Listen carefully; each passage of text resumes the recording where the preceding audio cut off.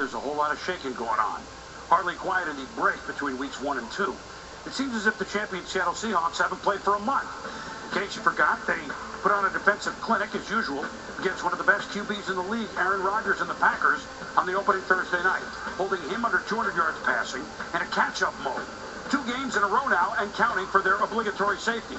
Russell Wilson and the offense chimed in with 4 touchdowns in their 36-16 roll. But it's only 1 game. You're going to get everybody's best game. If you didn't last year, you will this year. Does everybody know that? Well, I think everybody knows that we're going to get their best game, but hopefully they know that they're going to get our best game too. And that's our mindset. Mind and matter for the Seahawks. Next on the docket, a trip down the coast to San Diego, who they manhandled in Seattle in the preseason. But this is September, and if the Bolts put together the parts they showed Monday night in Arizona, they'll be a formidable team. But a loss would make them 0-2. And while San Diego never flinches off a bad start, see last year, for example, when they were 5-7 but made the divisional round, an 0-2 start does not bode well for a Super Bowl bid. Only 3 teams began 0-2 and won the Vince Lombardi Trophy. In 1993, Emmitt Smith held out for 2 games with the Cowboys. They lost them both and came roaring back to successfully defend their Super Bowl title against the Bills. In 0-1, the Patriots began 0-2, and unknown Tom Brady took over at quarterback for the injured Drew Bledsoe. They won Super Bowl 36 over the Rams, one of the biggest upsets of all time. In 07, it went the other way. The Giants started 0-2. Eli Manning and David Tyree combined for the bubble gum on the helmet catch, and the G-Men shocked the undefeated Patriots in Super Bowl 42.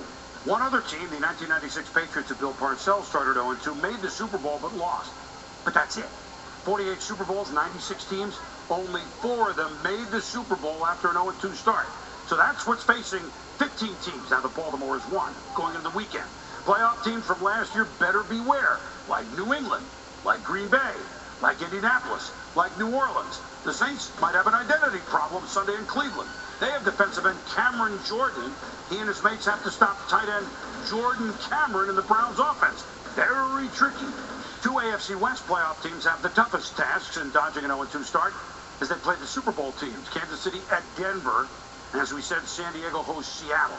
In Arizona for the late Monday night game, I couldn't help but look around at the big toaster, University of Phoenix Stadium. Deservedly so, it's about to host its 2nd Super Bowl in 7 years. This year, the Pro Bowl, too. Hey, San Diego, build a new stadium, and you'll get one every 4 or 5 years. I know you don't wave a magic wand and just make it happen, but let's go. We love the Murph, but it was built in the late 60s. The benefits for the whole region would speak for themselves. A so-so start for us in a wild opening week in which 11 of the 16 dogs made you happy in Swami land, 4-3. We just need to make the playoffs, as you can see. Now, I like what I saw of Arizona Monday. Much moxie. But late Monday night, East Coast trip for a Sunday 10 a.m. body clock time, that's a tough call. The Giants' offense looks like it would be better off with Bob McAdoo as coordinator, not Ben. But the G-Men survived 21-20. Second half, the Jacksonville forgot to bring to Philly. They packed and brought to Washington. Jags in an upset, 20-19. When's the last time a Brown University assistant coach like Bill O'Brien started 2-0 in the NFL? Weed Eubank? Texans in a day of 1-pointers eke out one in Oakland, 17-16. Wary of the number, but more worried that the Packers don't start 0-2. The Jets can rush the passer, but can they defend? 27-14 Pack. I am honored to be included in a Friday night tribute in Buffalo to the late Ralph Wilson Jr., the only owner the Bills have ever known.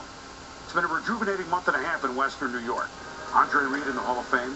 Local ownership, it looks like, upcoming for the Bills, which keeps them put above all. Jim Kelly, cancer-free. Of course the Bills are going to start 2-0, beating Miami on Alumni Weekend 23-16. No one circles the wagons like the Buffalo Bills and the Swami.